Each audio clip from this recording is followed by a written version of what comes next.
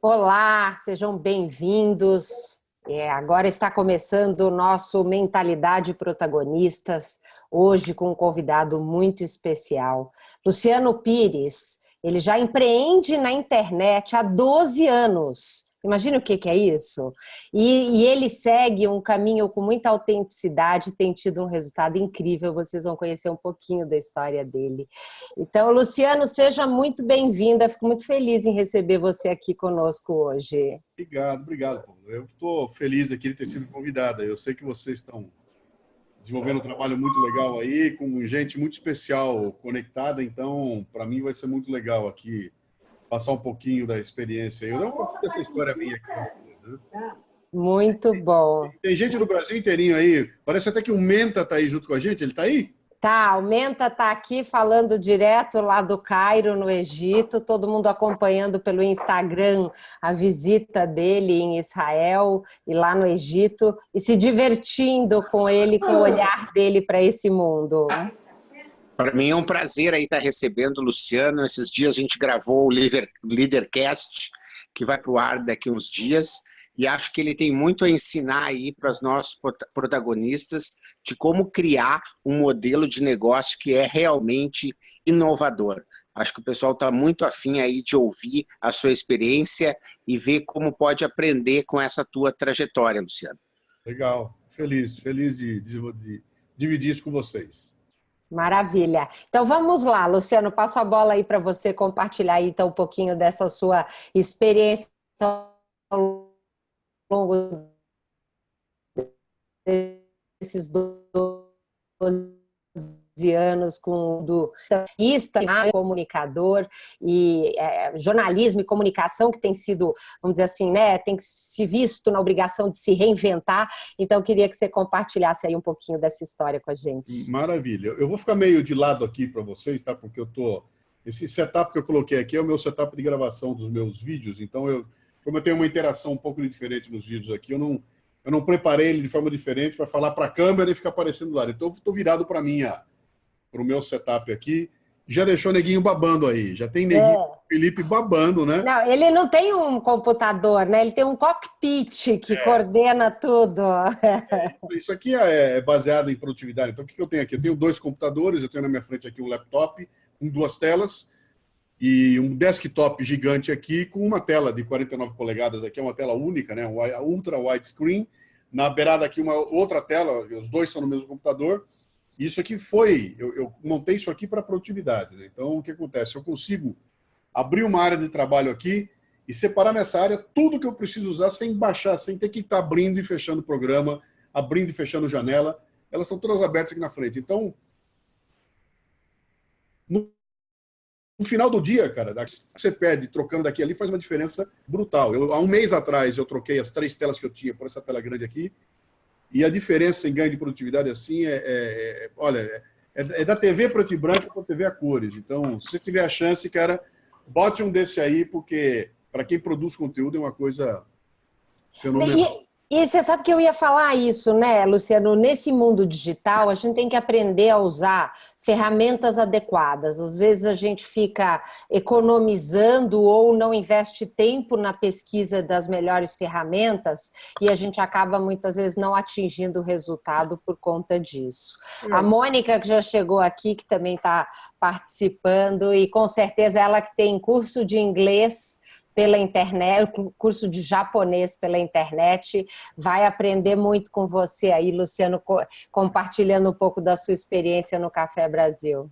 Maravilha. Posso ir em frente aqui? Então agora vamos lá. E a tela do PowerPoint, tá? Deve ter. Eu não sei exatamente que tela que vocês estão vendo aí, mas é a tela do Luciano Pires. É essa que está aí? É isso, é essa que está aqui. Você falando. Eu vou começar do começo aqui. Eu me apresento quando as pessoas perguntam quem sou eu. Eu digo que eu sou um personal trainer de fitness intelectual, né? O que eu faço? Meu trabalho é ajudar as pessoas a manter o cérebro em forma, porque você pode ter uma barriguinha. A barriguinha pode ser avantajada e até bom sinal de sustância, né? De crescimento. Mas o cérebro tem que ser tanquinho. Então, se tiver um cérebro gordinho, fora de forma, ele demora para tomar decisões, ele vai devagar. Então, o cérebro tem que estar nos trinques.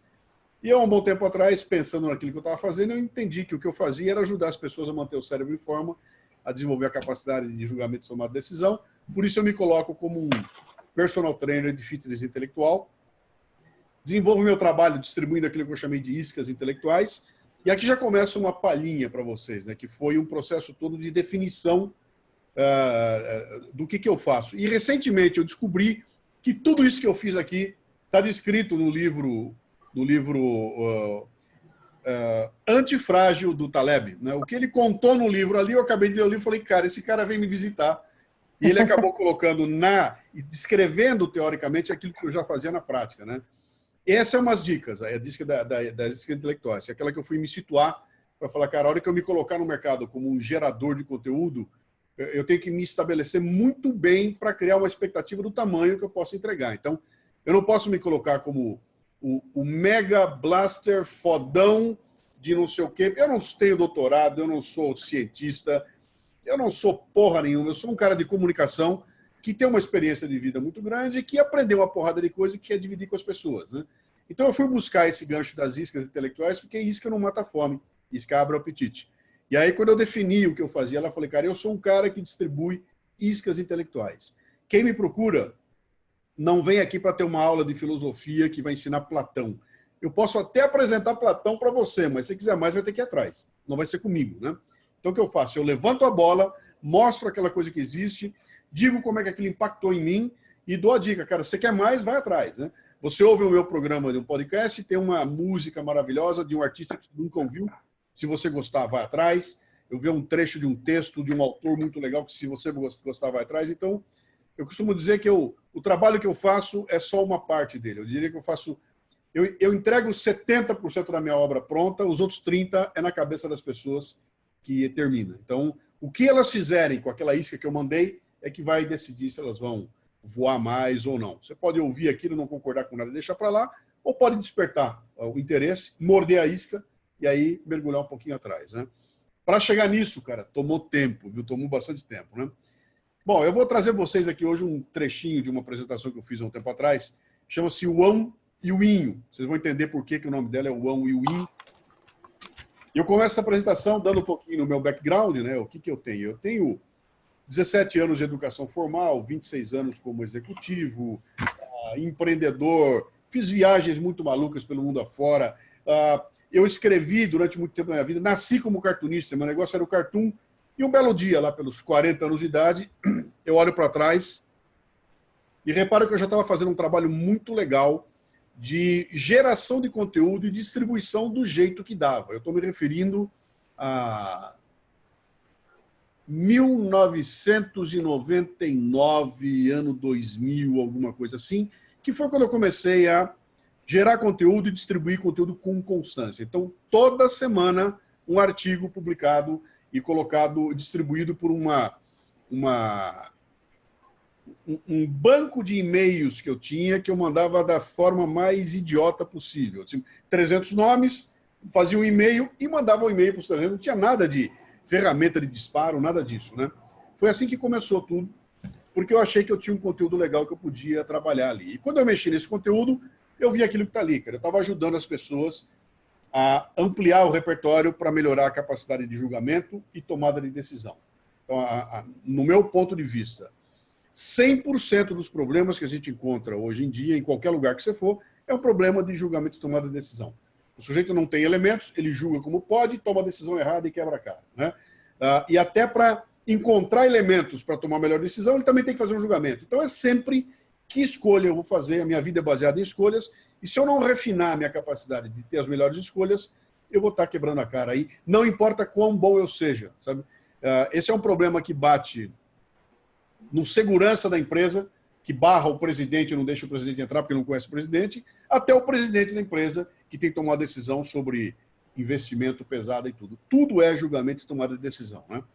Bom, o dia que eu entendi que eu tinha um material legal e que estava sendo muito bem recebido, o que eu fiz? Eu fui buscar um jeito de distribuir. E fui fazer o que todo mundo faz, cara. Fui procurar as mídias, né? Vou lá no Jornal do Brasil, fui bater na porta de todo mundo, fiz reunião com os caras, conversei, levei aquele material maravilhoso que eu fazia, que todo mundo amava, e os caras simplesmente bateram a porta na minha cara. Ninguém quis saber de porra nenhuma. Os únicos caras que me aceitaram foram caras que gostaram demais do trabalho e colocaram ali, por exemplo, eu virei colunista da revista Imprensa, enquanto o Tão Gomes Pinto foi editor da revista. Ele gostava de mim. A hora que o Tão saiu, eu saí também. E assim foi sempre, né? Quer dizer, você é amigo de alguém, alguém te põe lá, esse alguém vai embora, você dança. Então, ficou muito esquisito esse mercado aí. Outra coisa, os caras pegando meus textos, mexendo em texto, trocando o título, cara, eu ficava puto com aquilo. Um belo dia eu olhei e falei, quer saber de uma coisa? Que isso não me interessa. Eu não quero esse negócio velho, e eu estou me referindo aos começo dos anos 2000, tá? Isso é muito velho, é muito fora de moda, é muito burro. Eu não quero isso aqui, não vou me submeter a esse tipo de canal que tem por aí, eu vou buscar uma alternativa, né? E o que eu aprendi foi que o espaço, cara, você abre com o cotovelo. É que nem japonês no metrô. Né? Japonês no metrô é o seguinte, cara, mete o cotovelo e o japonês chega na frente de todo mundo. Então, se você não meter o cotovelo, ninguém vai abrir espaço para você de graça. Tem que meter a cara, tem que ir lá, tem que forçar a barra, e se não derem para vocês, você arranca, cara. E se não conseguir arrancar, você compra. E foi assim que eu comecei a fazer, cara. Eu vou começar, então, a montar uma estrutura que me dê a independência e a palavra que, para mim, é fundamental na minha vida, que é liberdade para poder criar e poder produzir. Então, eu comecei a desenhar como é que eu posso fazer uma ambientação que me dê liberdade, né? Bom, isso eu fui aprendendo devagarinho, porque eu fui entrando no mercado, primeiro escrevendo livros. Eu tenho 8 livros publicados aqui. Desses 8 livros, 2 foi por editora, o resto eu não quis mais saber de editora. Eu faço independente livros. E hoje, depois de uma experiência de, sei lá, 20 e tantos anos fazendo livro para mim é cartão de visita, ponto. Só serve para isso. Serve para fazer barulho, para eu fazer um evento, para lançar, para comunicar para todo mundo, para arrumar assunto e para entregar para alguém de presente e fim. Livro não é canal para ganhar dinheiro e eu acho que livros não merecem o tempo que eu gasto para produzir um livro. Hoje em dia, o tempo que eu gastaria para produzir um livro, eu estou colocando todo ele em outro caminho, outro sistema de distribuição, aquele mesmo conteúdo do livro, eu uso outros canais para monetizar e ganhar muito mais dinheiro do que eu ganharia fazendo um livro. O livro está lá, fica como um registro, é bonitinho, é legal, tem mãos, mas é burro, é velho, é ultrapassado, e está na mão de meia dúzia de mané que não sabe como trabalhar, por isso que está quebrando livraria para todo lado aí, né? Bom, mas eu senti de perto isso, falei, bom, eu tinha aqui trabalhando com livros, portanto nasci o Luciano escritor ali. Alguém me deu uma dica de levar palestras para o rádio. Em 2005 eu acabei indo para conversar com as rádios, ninguém quis dar bola para coisa nenhuma, e um amigo meu me levou na Rádio Mundial em São Paulo, que vende espaço. E aí eu comprei em 2005 um espaço. Comecei a pagar para toda sexta-feira eu ter 25 minutos em que eu fazia um programa que ia ao ar ao vivo. Eu nunca tinha feito rádio na minha vida, entrei no ar do zero, fechei o negócio na terça-feira, sexta-feira eu estava lá fazendo um programa de rádio chamado Café Brasil, e ali foi a largada para todo o trabalho de áudio que eu passei a desenvolver, mas começou porque eu comprei um horário e passei a pagar por aquele horário, e ali eu comecei a fazer. Abril de 2005, estou lá até hoje. Eu vou fazer 14 anos que eu estou na Rádio Mundial até hoje, né? A partir da Rádio Mundial, nasce ali, então, um programa chamado Café Brasil, que, na sequência, começou a dar frutos, né? Esse programa virou podcast, e aí apareceram as mídias sociais, eu entrei em todas elas, Facebook, Twitter, tudo aquilo, criei uma série de sites, podcasts, videocasts, e, de repente, eu tinha uma árvore montada, e essa árvore significava que eu tinha voz. Eu tinha ali um complexo de coisas acontecendo absolutamente sob meu controle, né? Eu não dependia de ninguém para coisa nenhuma. Era tudo em canais que eu estava utilizando e, ao mesmo tempo, eu era diretor de uma multinacional, né? Então, eu não tinha ainda dado o salto para a minha vida de empreendedor. Eu estou falando aqui de 2005, 2006. Essa bagunça começou para valer em 2004. E ali para 2006, eu estava com essa coisa muito madura andando ali, né? E, ao mesmo tempo, eu descobri que o grande lance para eu ganhar dinheiro seria fazer palestras, né? E aí eu começo a olhar seriamente esse mercado de palestras, e em 1999 eu comecei a fazer palestras internamente no meu segmento, 2000 e pouquinho eu comecei a sair fora do segmento, em 2004 eu já estava com o nome sendo conhecido. Quando eu saí da empresa em 2008, eu entrei de cabeça para me tornar um palestrante profissional, e isso passou a ser o meu business, né? Então, passei a ganhar dinheiro fazendo palestra. O resto era tudo armação para criar meu nome para palestras. Inclusive, o programa de rádio e o podcast nasceram como ferramentas de divulgação. Como é que eu faço para divulgar o nome do Luciano Pires? Cara, em vez de eu pagar R$18 mil para fazer um tijolinho na revista Exame, eu vou gastar com podcast, cara. Faço o meu podcast e vou falar para um público que é só meu, e assim eu começo a divulgar no trabalho de formiguinha, né? Bom, de repente eu descobri que eu era palestrante, escritor, blogueiro, podcaster, videocaster, radialista. Eu era um baita monte de coisa, e quando eu saí da empresa em 2008, eu tive uma baita encrenca pela frente, que era, as pessoas me perguntavam, o que você faz? E a minha resposta era, você tem tempo? Se tiver tempo, senta aí que eu vou tentar te contar o que era. Tudo aquilo que eu dizia que eu era um fragmento do que eu fazia. Então, eu também era palestrante, eu também era escritor, também era cartunista, também era radialista. Era um monte de coisa em torno de algo que eu não sabia o que era. Eu não sabia lá atrás que eu já era um produtor de conteúdo, que hoje está na moda, né? Quer dizer, eu sou um content, né? Eu já era naquela época sem saber direito como é que essa coisa funcionava. E o interessante disso tudo é que tudo isso que estava aí era inho. Inho por quê? Porque era o inho do sozinho, cara. Eu não estava dentro de uma estrutura, eu não tinha uma empresa, eu não estava o UOL ali, eu não estava com o meu site dentro do UOL, eu não tinha nada disso. Era tudo esforço que tinha nascido do zero, e grande parte dos meus portais nasceram assim, foram crescendo a partir do crescimento orgânico. Foi uma coisa interessante, porque quando ganhou peso, parecia aquela reforma que você fez na tua casa com puxadinho, sabe? Um puxadinho aqui, um puxadinho ali, de repente a casa que você queria está lá na tua frente, mas é uma zona. Uma parte é moderna, outra parte é velha, está tudo misturado, até o momento que eu tive que brecar e começar tudo de novo, né? Que passou a ser uma marca na minha vida. Eu, a cada 2 anos, eu começo tudo outra vez, né? Bom, só que esse inho foi um pouco mais adiante, e aí em 2015, eu já com podcast estabelecido, fazendo palestras pelo Brasil afora, eu começo a raciocinar em termos de audiência, né? A minha audiência, quem é a minha audiência, né? Até porque explodiram as mídias sociais e, de repente, começa a aparecer youtuber com 7 milhões de seguidores, o cara com blog com 5 milhões de seguidores, Facebook com 1 milhão de seguidores. Eu falei, cara, como é que é isso aí? Essa turma milionária, eu também quero entrar nessa, né? E aí é que eu comecei a desenvolver esse pensamento do ão e do inho, que significa o seguinte. Tem um negócio chamado mainstream, e esse é o lugar onde vive a Lady Gaga, vivia a Madonna, onde vive o Pablo Vittar. Daqui a pouco ele sai, mas ele está lá. O mainstream onde é? Vivem aqueles artistas que vão muito longe, o pessoal que explode, aquele youtuber que tem 29 milhões de seguidores, o cara que não pode sair na casa, na rua, é o Michael Jackson, né? É um cara que explode, que tem milhões de seguidores, milhões de ouvintes, milhões de consumidores e que paga um preço altíssimo por isso, né? Ele não tem a liberdade de caminhar num shopping, ele não tem a liberdade de sair sozinho na rua, ele tem que botar um segurança para cuidar do filho dele, ele tem que sair na rua disfarçado, ele não pode ir para onde ele quiser, ele tem que tomar muito cuidado com quem se aproxima dele. Quer dizer, o cara tem aquele sucesso do mainstream, o cara é milionário, tem o seu jato, tem seu navio, tem aquela coisa toda, mas é um escravo. E se bobear, é escravo até do sistema. Ele já não pode fazer a música que ele queria fazer. Ele tem que fazer a música que vende, né? E eu olhei para isso e falei, bom, esse é o mundo. Está um mundo aí, mainstream, talvez seja legal estar lá, mas pensando bem, não é o mundo que eu quero estar, cara. Eu não quero pagar esse preço para ter 5, 6, 7, 10, 20 milhões de seguidores. Até porque eu vou ter que conceder demais para isso, né? Eu vou ter que deixar ser o Luciano que me satisfaz para ser o Luciano que satisfaz 30 milhões de caras. É aquilo que eu chamo da síndrome do Faustão, né? O Faustão tem que agradar de uma criança de 8 anos a um velhinho de 90 anos de idade para conseguir ter 30 pontos de audiência. E aí o programa é aquela bosta que ele faz, né? Que não tem nada, é uma bagunça, é supérfluo, ele não consegue mergulhar fundo. Quando ele mergulha fundo, dá um escândalo nacional, e eu não sei se ele é feliz fazendo aquilo. Eu discuto se ele é feliz ou não.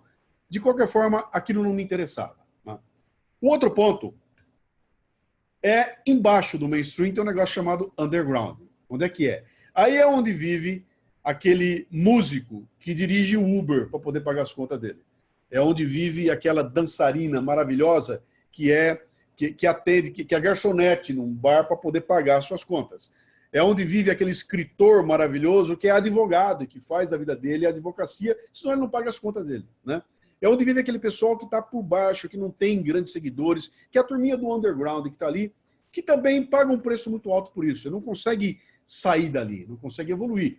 Tem gente produzindo coisas fabulosas ali, mas é um gueto. pouca gente escondidinha em algum lugar, fazendo uma coisa para meia dúzia, e que chega no fim do mês, tem que pagar as contas e sofre de montão, né? Então, dois extremos. No meio desses dois extremos, tem um lugar chamado meio stream. E aí é que está o grande lance. Quer dizer, eu não estou no ão e também não quero estar no inho. Eu quero estar no meu inhozinho que seja dentro do meio stream. E o que é o meio stream? É o lugar onde tem um cara parecido comigo, que sofre as dores que eu sofro, que tem que pagar as contas que eu pago, que leva uma vida normal, eu saio na rua, ninguém pula em cima de mim para pedir autógrafo, e mesmo assim eu consigo fazer um trabalho que eu impacto um monte de gente e consigo viver uma vida decente. Eu não vou ter um avião, eu não vou ter um apartamento em Miami, um apartamento em Paris, um apartamento em Nova York, eu não vou ter isso nunca. Eu tenho o meu apartamento aqui, levo a minha vida normal, pago minhas contas e sou feliz naquilo que eu estou fazendo, né? Então, será que dá para fazer um negócio no mainstream sem ficar nessa paura de ter que ir para um mainstream? Dá para eu ficar no meio? Eu consigo ficar feliz sem ter 7 milhões de seguidores, sem estar desesperado para ter 20 milhões de pessoas me chamando, né? E essa foi a grande questão. Como é que eu faço para desenhar alguma coisa que seja suficiente para mim, que não me mediocrize e que proporcione que eu tenha um crescimento que seja orgânico, constante e com muita raiz, sabe? Eu não quero ser aquele meteoro que Pablo Vittar explode e daqui a um ano ninguém mais vai saber quem era. O cara passou, acabou a moda, o cara já era. Já passou alguém na frente dele, tem outro fazendo 1 milhão. MC Serginho e Lacraia, né? Explode e desaparece, cara. Eu não quero isso. Eu quero estar presente e quero estar sempre ali, muito bem enraizado. Então, para isso, eu não posso sair querendo abraçar 20 e tantos milhões. Eu tenho que viver com uma pequena audiência e a questão é que tamanho é essa audiência. Dá para fazer, dá para ter um negócio com 1.000 seguidores? Dá para ter um negócio que pague minhas contas com 2.000 seguidores e não com 20 mil?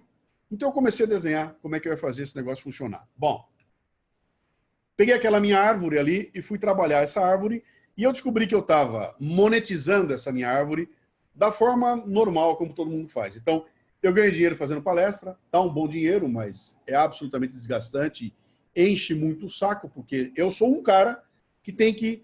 Eu peso quase 100 quilos, eu tenho que transportar 100 quilos até Picos e voltar. 3 dias de viagem para lá e voltar, fazer uma palestra. Esse negócio é desgastante, mas está lá. É uma maneira de você monetizar. Eu vendo livro. Como eu quebrei o pau com as editoras, cara, eu vendo livro, eu não ganho nada vendendo livro. Ah, vou fazer e-book. Bota e-book, e-book não vende nada de e-book, vende uma porcaria, né? O podcast. Aí eu vou fazer o que tem que fazer. Pô, o podcast cresceu, ficou legal, vou buscar patrocinador. E consigo, cara. Chegou uma época que eu tinha 3, 4 patrocinadores e estava dando uma grana legal. Mas o problema ali é o seguinte, aquilo é uma vida nervosa, cara, porque quando você perde um patrocinador, você perdeu 25% do teu negócio ali. Se perder 2 patrocinadores, você perdeu 50%.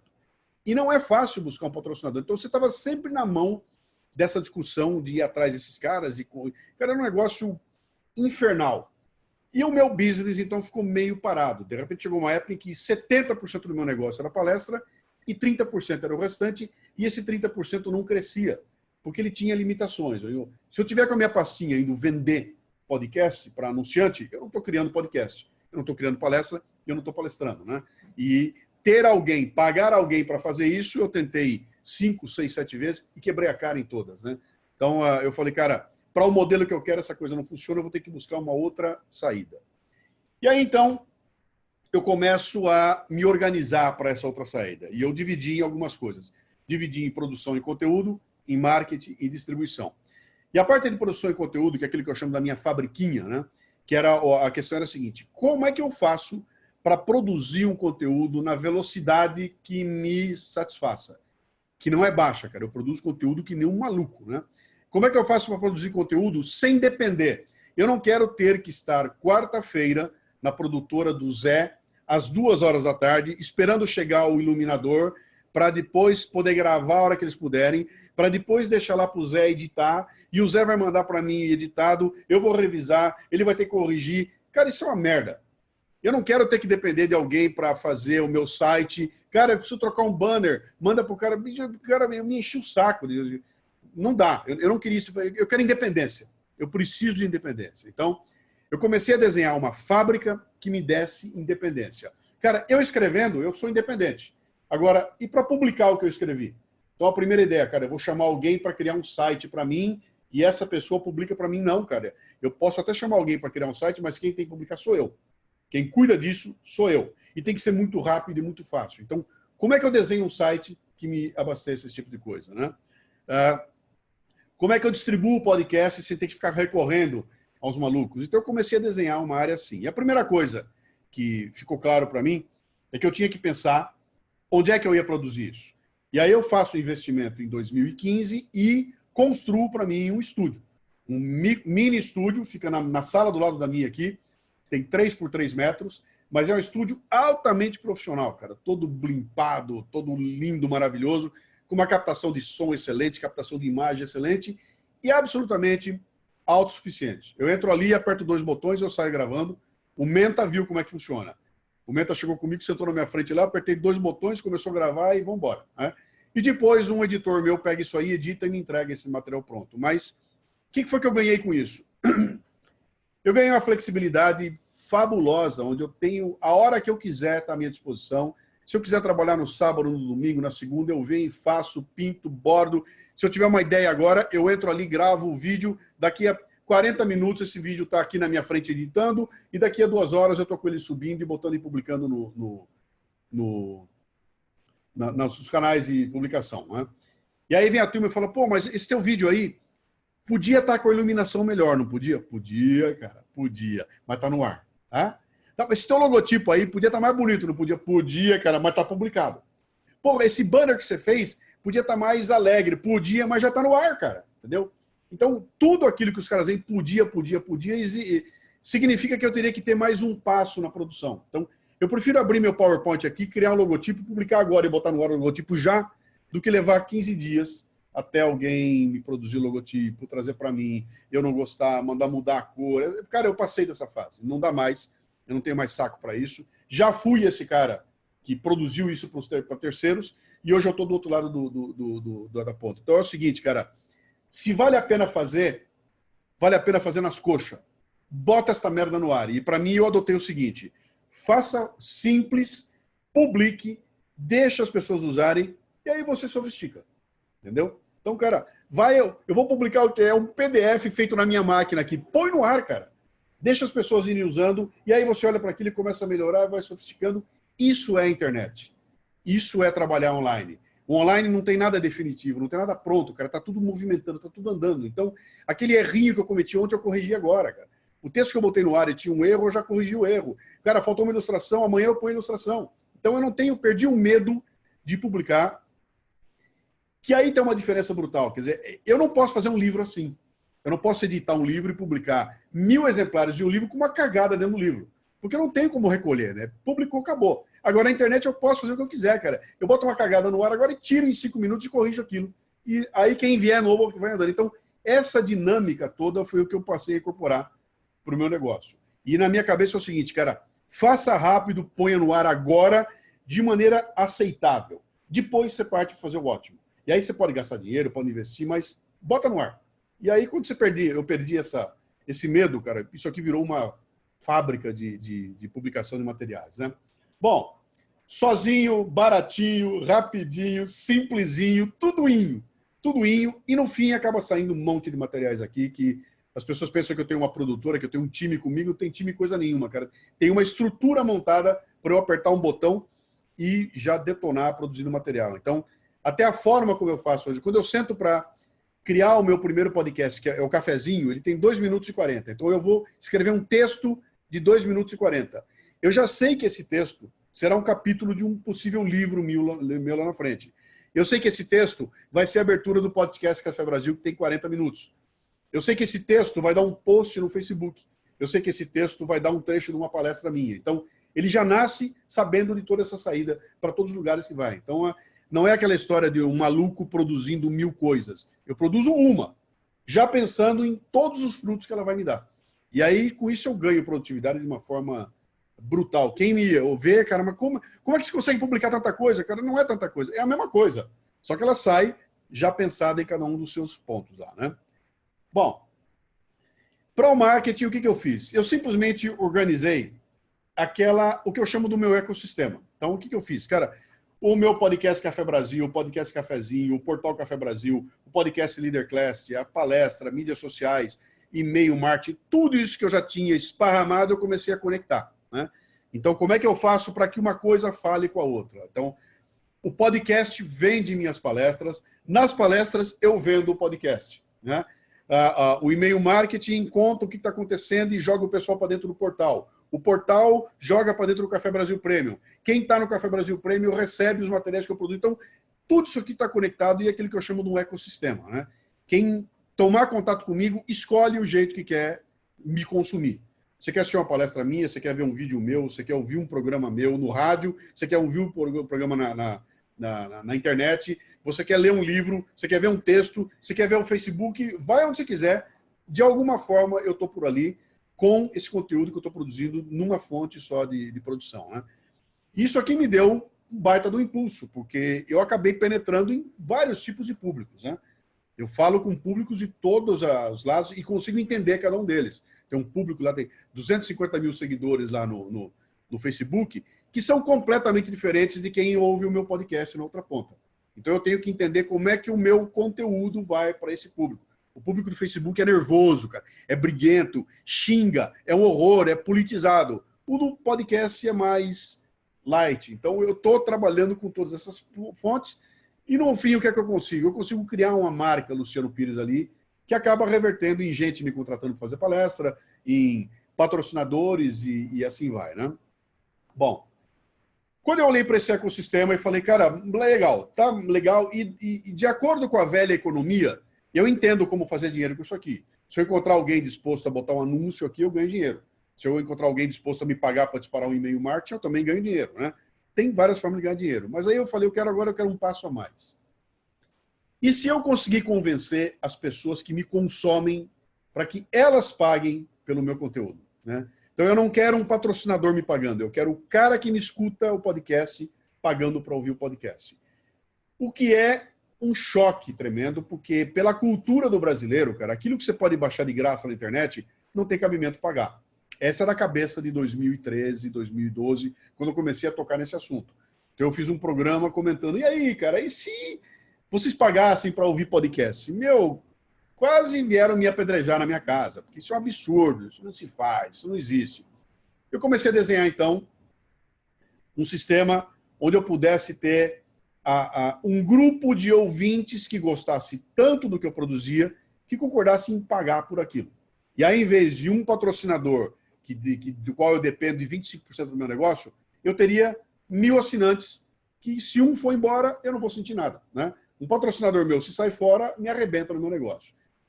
E eu, então, lanço, em 2015, uma proposta daquilo que eu chamei de Confraria Café Brasil. E essa proposta foi muito legal, porque eu lancei ao mercado um comunicado dizendo o seguinte aqui. Cara, você escreve para mim, você me manda um WhatsApp, você me diz chorando que o meu podcast impactou você profundamente, que mudou sua vida, que você não vê a hora de me ouvir de novo, que eu sou foda, que você me ama, cara, que maravilha, mas que tal pagar para receber isso aí? Se é tão bom assim, e se tem todo esse valor na tua vida, por que você não paga para receber isso aí? Então eu estou criando hoje uma assinatura de um negócio chamado Confraria Café Brasil, que você vai ter a chance de assinar o programa. Então, como você já paga 99 centavos de dólar para comprar uma música no iTunes, que tal pagar 99 centavos de dólar para receber um podcast de 30 minutos? É justo? Talvez seja. Então, 4 podcasts por semana, 99 centavos, R$ 2,50, 4 podcasts por mês, R$ 10 por mês. Então, eu proponho a você que passe a pagar R$ 10 por mês para assinar o podcast Café Brasil. Essa é a proposta da Confraria Café Brasil. Muito bem. O que eu ganho se eu pagar? Nada. Você ganha o programa que você já recebe. E se eu não pagar? Você vai receber igual. E se eu pagar e a Paola não pagar? Os dois recebem igual. Porra, meu, o que eu ganho? Então, você ganha o tesão de poder dizer para você mesmo, cara, eu estou contribuindo com um negócio que me dá valor. Eu tenho tesão de dar uma graninha para um cara que está fazendo um trabalho que eu valorizo de montão. E eu quero que esse trabalho cresça, e para mim é muito bom saber que eu participo. Essa era a proposta da Confraria Café Brasil. Em um ano, vieram 1.200 caras, pagando R$10 por mês para receber o que eles receberiam de graça. E ninguém veio se queixar, né? Quando eu vi esse negócio começar a entrar, de cara assim vieram 300. E dali a pouco eram 500. E aí 600, 800, 1.200 caras. De repente, em pouco menos de um ano, eu tinha saído do zero para R$12 mil por mês de contribuição voluntária de gente que não pedia nada em troca, né? E aí eu olhei para aquilo e falei, bom, eu acho que chegou num ponto em que é bom eu dar alguma coisa em troca, né? Então eu comecei a dar para essa turma alguma coisinha. Então, olha, cara, tem aqui eu vou te mandar um arquivo com áudio que ninguém mais tem, vou te mandar um texto que ninguém tem, e tratando isso eu não tinha portal, não tinha nada, cara. O que eu tinha era um sisteminha muito tosco de receber esses pagamentos usando um selinho do PagSeguro, do PayPal e do Padrim. Foi logo que surgiu esse negócio da assinatura recorrente ali, né? Eu botava o selinho deles, pagava lá e fazia tudo aqui muito manualmente e ia fazer a coisa andar. E teve uma jogada no meio do caminho, que eu não vou entrar em detalhes aqui, senão vai virar papo de Klingon, né? Mas eu criei um sistema de feed que consegui fazer com que eu conseguisse criar um podcast que só chegasse para quem pagasse assinatura, né? Isso não existe em lugar nenhum. Nós temos aqui. Você só chega... Aliás, hoje já tem, mas na época não tinha. Se você pagar, eu te dou um link e você vai começar a receber o podcast que você assina. O que fez a coisa mudar, porque, de repente, o conteúdo que as pessoas estavam pagando começou a chegar para elas aqui, ó, no celular, do jeitinho que elas recebiam podcasts, né? E aí o negócio começou a ficar bom. Ao mesmo tempo, eu criei uma base de conversa com essa turma, fui para o Telegram, tentei alguns outros sistemas, e o Telegram foi maravilhoso. Entrei no Telegram há 3, 4 anos atrás, montei um grupo de assinantes no Telegram, e aquele grupo começou a crescer, a coisa começou a ficar legal. E, de repente, em 2015, eu comecei a olhar em volta e falar, bom, cara, tem gente ganhando dinheiro pra cacete com conteúdo na internet. Esses caras dessas fórmulas de lançamento, esses negros fazendo curso, vendendo por R$3 mil um curso para 1.000 pessoas, cara. Enfia os caras no hotel, faz dinheiro que não acaba mais. E eu olhei para aquilo tudo e falei, bom, cara, eu tô achando interessante, até porque eu tinha estudado esse assunto desde 1990 e nada. Eu vi essa coisa nascendo nos Estados Unidos e fui acompanhando devagarinho aquilo com interesse. Nunca me atraiu porque eu tenho um problema com essa história, essas coisas de gatilho mental, tudo isso não passa na minha guia moral, isso não consegue atravessar, né? Mas eu olhei aquilo tudo e falei, bom, que legal, cara, eu vou descobrir como é que esse negócio funciona. Fui atrás e fui procurar o sistema. Chamei 2 agências de marketing digital, comprei o RD Station, a assinatura do RD Station, e comecei a montar um projeto para criar um curso de liderança que iria naquela linhazinha. Eu vou vender esse curso por R$1.500 para 300 caras, e depois por R$3 mil para 1.000 caras, e assim vai. Montei aquilo parecido com o que todo mundo estava fazendo aí. Até o dia que eu estou com o projeto 70% pronto, eu acordo uma manhã com a pá virada e falo o seguinte, falo, cara, esse negócio que eu estou criando aqui não tem nada a ver com o meu propósito. Eu estou desde 2004 batendo na tecla do despocotizar o Brasil, desemburrecer o Brasil, ter um alcance gigantesco, dando conteúdo de graça. Cara, a hora que eu preparo um conteúdo muito legal, eu só vou entregar para quem tiver R$1.500 para pagar, cara. Que sacanagem é essa, né? Como é que eu vou conseguir explicar para a turma que me segue que a partir de hoje só quem tem dinheiro vai poder comprar o meu conteúdo? Não, cara, eu não vou conseguir conviver com isso. Esse modelo não me serve e eu pego e detono aquilo tudo e boto abaixo e quebro aquilo tudo e falo, não vai dar. Não funciona, não é isso que eu quero, não quero mais. Dispenso a agência e começo a repensar o que eu ia fazer.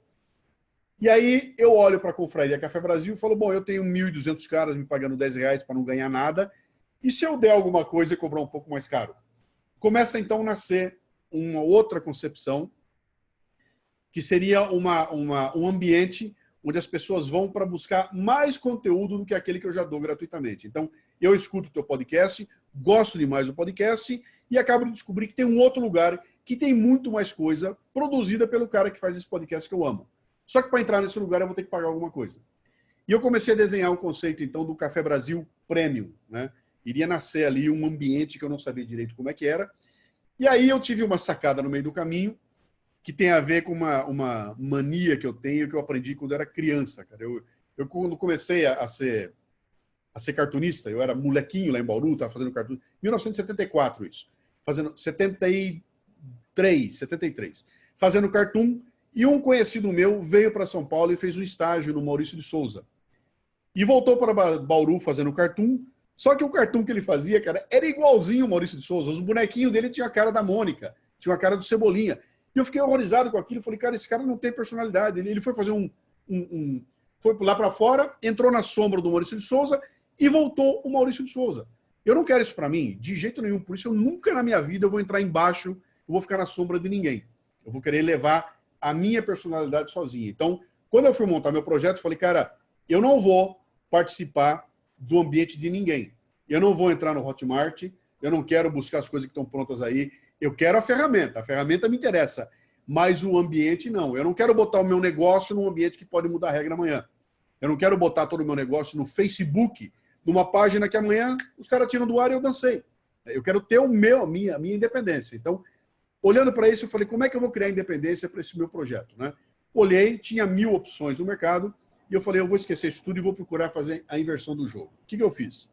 Fui procurar uma empresa de pagamentos, uma fintech, uma empresa que cuida dessa questão de pagamentos e ela processa todo o sistema de pagamento para assinante, assinatura recorrente, trabalha muito para academias e tudo mais. Fui lá na Vind, eu conheci o cara, um dos donos da Vind lá, ele veio fazer comigo o Leadercast. Sentei com ele e falei, cara, eu quero fazer um projeto para mim.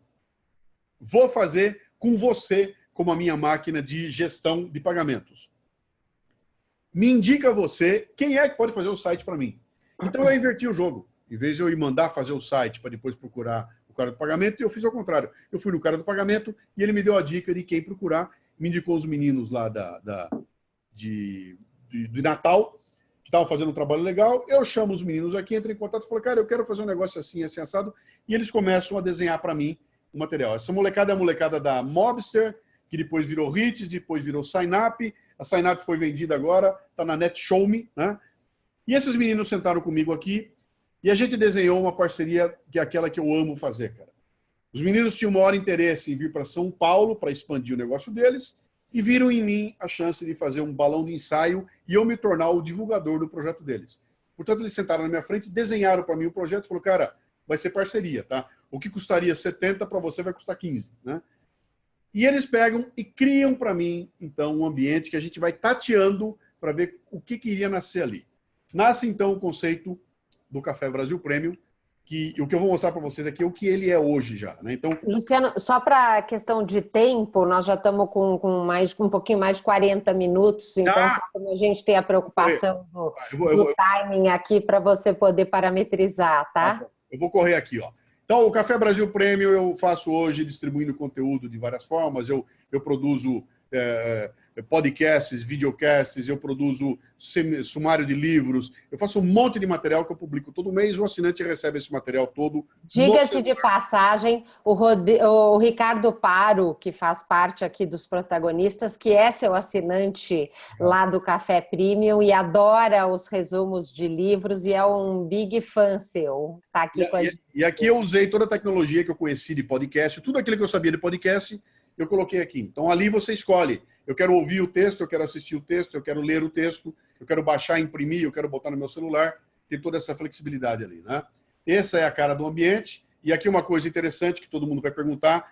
E aí, Paloma, esse é o quadrinho que não é bom mostrar, tá? Depois, quando você for editar, se for colocar em algum lugar, esse é o quadrinho que Então, peraí, só um segundinho, Luciano. Deixa eu só fazer, então, aqui uma pausa rápida para a gente encerrar o nosso podcast da Mentalidade dos Protagonistas, porque esse conteúdo que o Luciano trouxe, que é riquíssimo, que está aqui compartilhado com você, e agora nós vamos entrar numa parte que ele vai contar um pouco mais desses bastidores e tirar dúvidas dos protagonistas, e aí é exclusivo para os nossos nossos protagonistas. Então, agradeço a sua participação, eu tenho certeza que você ficou aqui conectado como eu nessa história incrível. E se você quiser mais informações para participar dos protagonistas, acesse o site sejaumprotagonista.com.br e venha fazer parte, manda uma mensagem para nós, para você conhecer melhor o nosso programa.